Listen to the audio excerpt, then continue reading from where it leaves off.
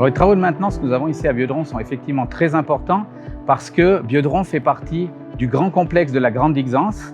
Donc vous connaissez le barrage de la Grande Dixence avec le lac des 10 qui est juste derrière.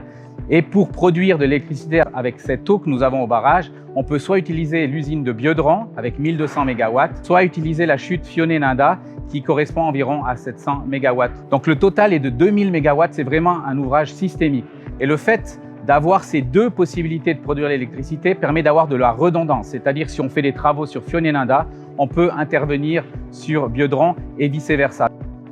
Toute cette puissance permet également, lorsqu'il y a des fortes demandes d'électricité, de pouvoir absorber ces fortes demandes grâce à la puissance très importante de tout cet ouvrage qui appartient à Grande Dixence. Biodron présente plusieurs spécificités. C'est un record mondial, notamment au niveau de la chute, c'est-à-dire qu'entre le lac des 10, avec le barrage de la Grande Dixence et l'usine, vous avez 1800 mètres de chute. L'usine, en termes de puissance aussi, est la plus grande usine hydroélectrique de Suisse. Et donc, ça fournit une grande flexibilité au système. Avec ces 3 machines de 400 MW, on peut répondre aux demandes du réseau très rapidement et notamment aussi avoir une forte contribution sur le stockage hivernal grâce au barrage. Stockage d'ailleurs qu'on veut chez Alpiq encore développer.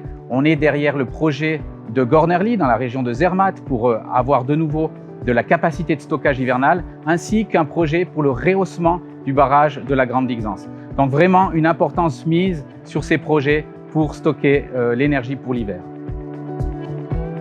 Il n'y a pas de compétition ou de concurrence à voir entre la production nucléaire et la production hydraulique. Alpiq met plutôt la priorité à l'exploitation long terme des centrales nucléaires dans laquelle elle a des participations. Et puis sur le côté hydraulique, on a ces projets d'extension dans lesquels Alpiq est vraiment très impliqué.